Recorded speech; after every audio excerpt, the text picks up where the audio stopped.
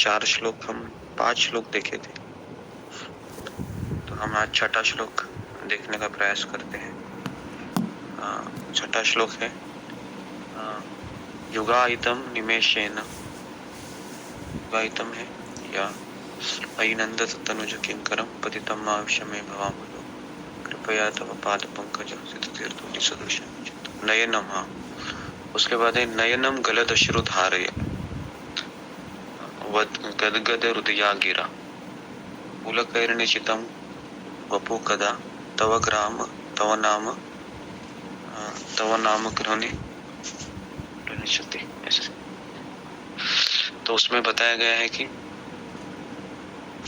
ये जो हमने चीज देखे थे अभी, तो मैं थोड़ा सा तुरंत बताता हूँ।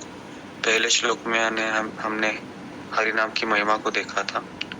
दूसरे श्लोक में हमने अपनी असमर्थता व्यक्त की थी कि कृष्ण का नाम इतना पवित्र है, इतना शक्तिशाली है, मेरे पाप को नष्ट कर सकता है, लेकिन मैं इतना दुर्भागी हूँ, मैं इतना अभागी हूँ कि हे प्रभु, मैं आपका नाम नहीं ले पा रहा।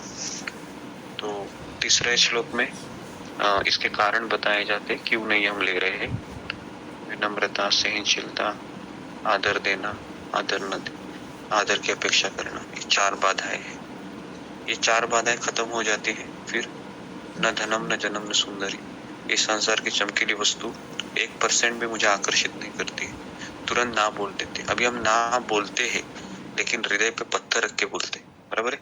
कभी कभी पत्थर रखना पड़ता है ना बोलने के लिए, क्योंकि मन में तो ये इच्छा होती रहती है, ये मुझे चाहिए, लेकिन क्या करें। मैं कृष्ण भावना में आई हूँ या कृष्ण भावना में आया हूँ, या प्रवचन में मैं सुनता रहता हूँ कि ये सब नहीं करना चाहिए, तो इसलिए हम ना कर बोलते हैं। लेकिन ये 4 जो चीजें हैं, ये अपने आप फिर अगर हमें आ जाती है, अपने आप तो नहीं आएंगी, प्रयास करना होगा। उसके बाद फिर ये आप आसक्ति है वो, तो 5वां जो श्लोक है, सॉरी चौथा, ये आसक्ति को काट देता है। तो चौथा श्लोक का तात्पर्य है कि जैसे हरि नाम को हम शुद्ध नाम प्राप्त होता है, तो पूरी आसक्तियां कट जाती है। और उसके बाद है हम खुद को पतित समझने लगते हैं कि मैं बहुत पतित हूँ, कृष्ण आप स्वामी है, मैं आपका सेवक, किंकरम मतलब मुझे आपके चरणों में धूलि के समान मुझे स्थान दो। ये सब हरि नाम का शुद्ध नाम मिलने के बाद होता है, ठीक है, शुद्ध नाम। और मैंने ये बताया था कि नाम के 3 स्तर होते हैं। एक है अपराध युक्त जप, जो हम अपराध करते हैं।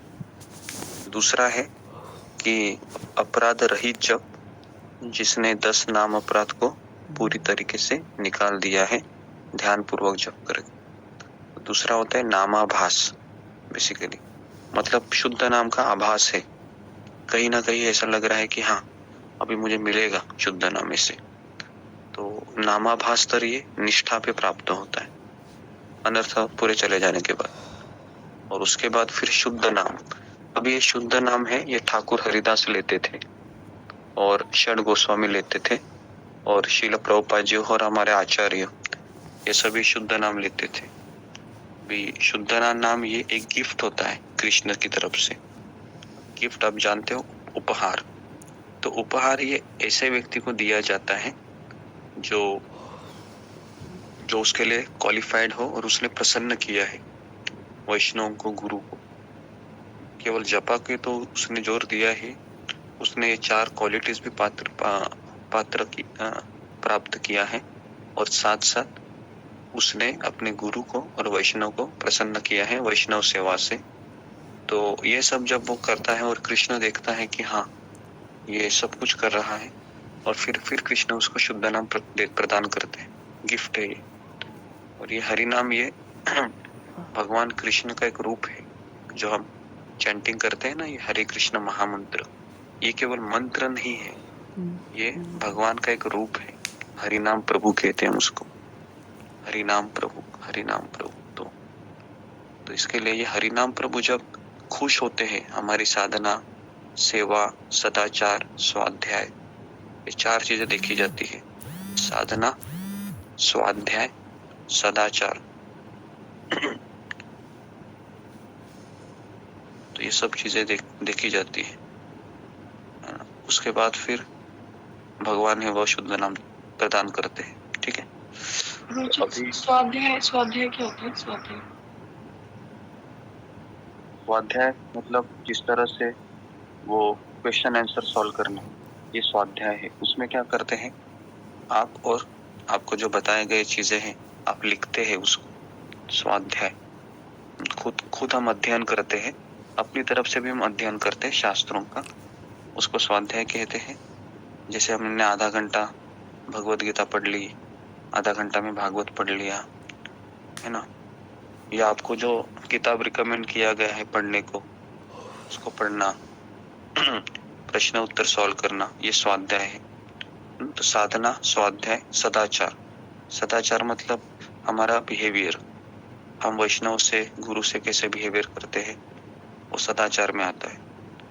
और एक चौथी चीज है जो मुझे याद नहीं आ रही है, वो मैं आपको कल बताता हूँ। तो ये चार चीज जो करता है उसको फिर भगवान देखते हैं कि हाँ, now is a qualified to शुद्ध नाम देने के लिए, फिर भगवान उसको शुद्ध नाम दे देते हैं।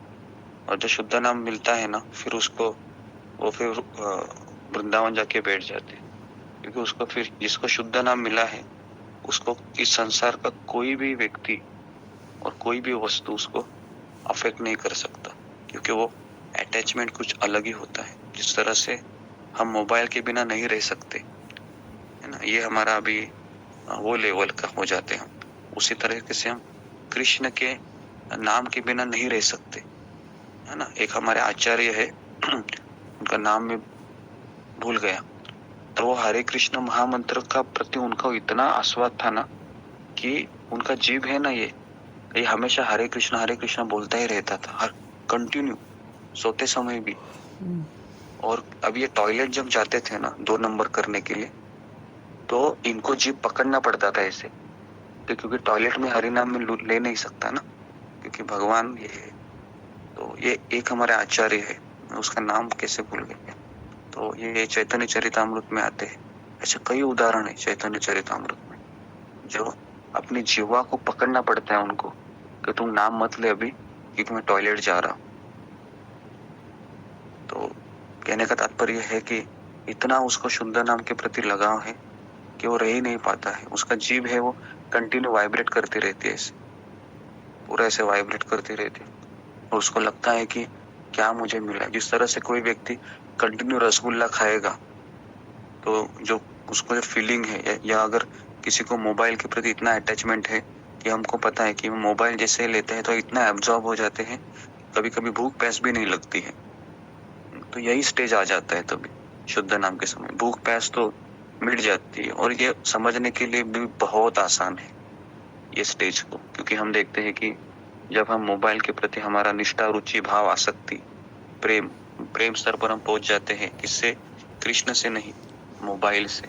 तो हम देखा है ना कि व्यक्ति भूख, प्यास और नींद ये तीनों भूल जाता है। बराबर है, भूल जाता है कि नहीं, बताइए। भूल जाता है ना, जब वो मोबाइल से उसका अटैचमेंट हो जाए। तो ये भी इसी प्रकार से है, जैसा ही आपको हरिनाम के प्रति अटैचमेंट हो गया, उसको भूख, प्यास और नींद तीनों भूल जाएगा वो। तो इस तरीके से फिर वो खुद को पतित समझता है। वो पतित मतलब, वो पतित क्यों समझता है? क्योंकि वो सोचता है कि मैं अपराधी हूँ, मैंने भक्ति में आने के पूर्व बहुत गलत काम किए मैंने। तो पछतावा करता रहता है वो, और फिर जाके वो कहता है कि मुझे कृष्ण कुछ नहीं चाहिए, मुझे आपके चरणों में धूलिकण का मुझे स्थान दो, है ना, चरणों में धूलिकण का स्थान दो। तो अभी चैतन्य महाप्रभु ये कह सकते हैं, लेकिन एक जब हम गुरु परंपरा से जुड़े हैं, है ना, तो एक शिष्य गुरु से यही कहता है कि मुझे आपका संग मिले, मुझे कोई बात नहीं, मिले ना मिले, लेकिन मैं आपकी जिंदगी भर सेवा करना चाहता हूँ। और आप जब हम लीलामृत पढ़ेंगे ना, तो श्रील प्रभुपाद जी अपने गुरु से केवल एक ही प्रश्न पूछते हैं, और कोई प्रश्न उत्तर नहीं है पूरे लीलामृत में। वो एक प्रश्न कौन सा है पता है किसी को? श्रील प्रभुपाद जी अपने गुरु से केवल एक ही प्रश्न पूछते थे, वो है कि मैं गुरुदेव आपकी कैसी सेवा करूं। यही प्रश्न पूरा पूछा है। 3 बार प्रभुपाद जी मिले हैं अपने गुरु को, लेकिन ये एक ही प्रश्न दोहराया है कि मैं आपकी कैसी सेवा करूं। और हमेशा उनके गुरु एक ही उत्तर देते थे, जो उनको पहले मीटिंग में बताया था कि आप किताबें लिखें और कृष्ण भावना का प्रचार करें, बस। तो इस तरीके से फिर वो तीसरा श्लोक आता है उसके बाद, फिर वो नयनम गलत अश्रु, फिर आंखों से आंसू आते हैं कंटिन्यू। आंखों से आंसू आना है ये बाद में होता है। ये सब स्टेप्स है बेसिकली जो मैं बता रहा हूँ। अब ये स्टेप्स कैसे होंगे, जब तक मैं ये 4 चीजें मेरे पास नहीं आएगी ना, ये बाकी का चीज अगर आता भी है ना, तो समझने का कुछ सिम्टम कृष्ण मुझे दे रहे हैं। और कभी कभी ऐसा होता है कि हम बहुत विनम्र हो जाते हैं, बहुत सहनशील भी हो जाते हैं कुछ समय के लिए, तब ये सारी चीजें थोड़े समय के लिए आ सकती है, ऐसा नहीं है। लेकिन ये परमानेंट इफेक्ट नहीं रहेगा, क्योंकि हमारे 3 गुणों का प्रभाव अभी भी है, अंदर अनर्थ अभी भी है। तो कहने का तात्पर्य ये है कि इसको समय लगता है, लेकिन हमें अपने आप को हमको प्रदर्शित करना है। मुझे खुद से भी स्ट्राइव करना है ये सब चीजें, कि जिस तरह से कोई वैष्णव दिखाई देता है तो मुंडी नीचे लाना तुरंत, है ना, या उनको कहने का हरे कृष्णा प्रभु जी, हरे कृष्णा माता जी, है ना। तो एक आदर का भावना है, वो हमें स्वयं ही अपने जीवन में ढालना होगा।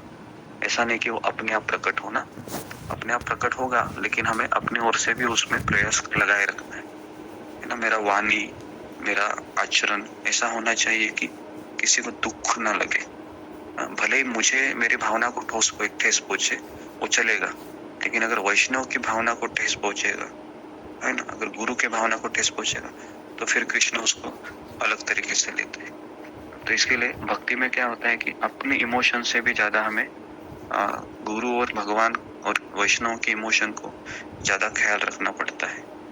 अगर हम उस लायक नहीं है तो हम पहले कृष्ण से प्रार्थना करेंगे, कृष्ण आप मुझे सक्षम बनाइए, मुझे सेवा करनी है, ताकि मैं अपने इमोशन को बाजू में रखकर आपके भक्तों की मैं सेवा में कुछ लायक बन सकूं। तो बेसिकली ये एक चीज होती है। और उसके बाद फिर नयनम गलत अश्रु धारया, है ना, नयनम, फिर गलत अश्रु, पूरे आंखों से आंसू आ जाते, कंटिन्यू आ जाते। फिर क्यों आते हैं? क्योंकि इतनी कृतज्ञता को फील करता है कि कृष्ण ने मुझे धूलिकण के रूप में भी स्थान दिया है ना।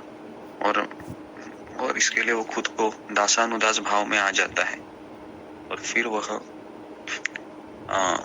वह गलत अश्रुधार या गदगद हृदय गिरा, उसका हृदय गदगद हो जाता है।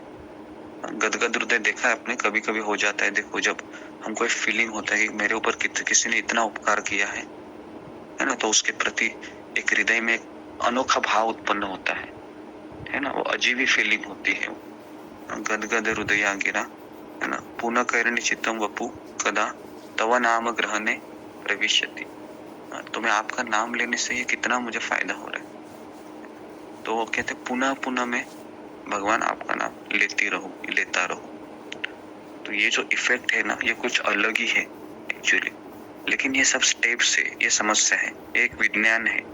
ये कोई ऐसा अंधश्रद्धा का ये नहीं है कि चलो मैंने तुरंत छलांग लगा दी 6 स्टेप पे 7 स्टेप पे, ऐसा नहीं है। ये एक विज्ञान है। और मैक्सिमम लोग है ना, ये दूसरे श्लोक तक ही आ जाते हैं, क्योंकि तीसरा श्लोक को हैंडल करना ही बहुत मुश्किल हो जाता है। क्योंकि अहंकार को झुकाना, ये बद्ध जीव है, वो बहुत कोशिश करता है वो, लेकिन उसके अनर्थ उसको मारते रहते हैं, हमेशा पीछे ढकलते। और कभी कभी वो खुद ही कृष्ण से प्रार्थना करता है, कृष्ण मेरा अहंकार चला जाए, इसके लिए आप कुछ कीजिए। और फिर कृष्ण कड़ी परीक्षाएं लेते हैं, जिससे हमारा अहंकार चला जाए, और फिर आपको हरि नाम में इतना मिठास आएगा। और एक्चुअली ये अहंकार ना सेवा से जाता है, अभी मैं ये भी बताता हूँ। टाइमिंग हो गया है, लेकिन 1 मिनट में बताता हूँ मैं। ये सेवा से कैसे जाता है पता है क्या? सेवा करने से ना हमारा शुद्धिकरण तुरंत होता है, क्योंकि लोग हमको बहुत ह्यूमिलिएट भी करते हैं, मिसअंडरस्टैंड करते हैं, और हमको ऐसा लगता है कि हाँ बहुत चुभ रहा है, इसने मेरे को गलत समझा, ये समझा वो समझा। लेकिन अगर वो सही डायरेक्शन पे, सही गाइडेंस के नीचे है, तो वह शुद्धिकरण के हिसाब से लेता है, और फिर ये 4 चीजें ऑटोमेटिकली आती है। इसलिए मैं बार बार कहता हूँ, आप भक्तों के पीछे के सेवा कीजिए, क्योंकि आप मंदिर तो जा नहीं सकते, लेकिन एटलीस्ट ऑनलाइन सेवा कीजिए। कुछ मिसकम्युनिकेशन हो जाने दो, है ना, तब आपको पता चलेगा कि कैसा आपको लगता है। वो एक्चुअली लगना ही एक बहुत बड़ा शुद्धिकरण है, और वही शुद्धिकरण है। ये जितना लगेगा उतना मुझे पता चलेगा कि हाँ, मुझे सेवक बनना है, तो मुझे बचाना पड़ेगा। और इस तरीके से कृष्ण वो पूरा वो जो पस निकाल देते हैं, और फिर हमको इतना अच्छा स्वस्थ बना देते हैं कि मैं हरि नाम को, इस आध्यात्मिक जीवन को बहुत खुशी से अपनाता हूँ, लेकिन समय लगेगा। ठीक है, तो इसलिए ध्यान पूर्वक नाम जप करना बहुत जरूरी है। तो मैं यहाँ पर रुकता हूँ।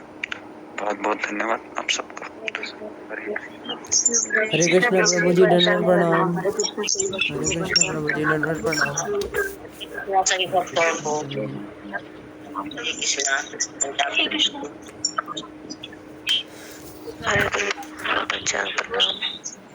प्रणाम।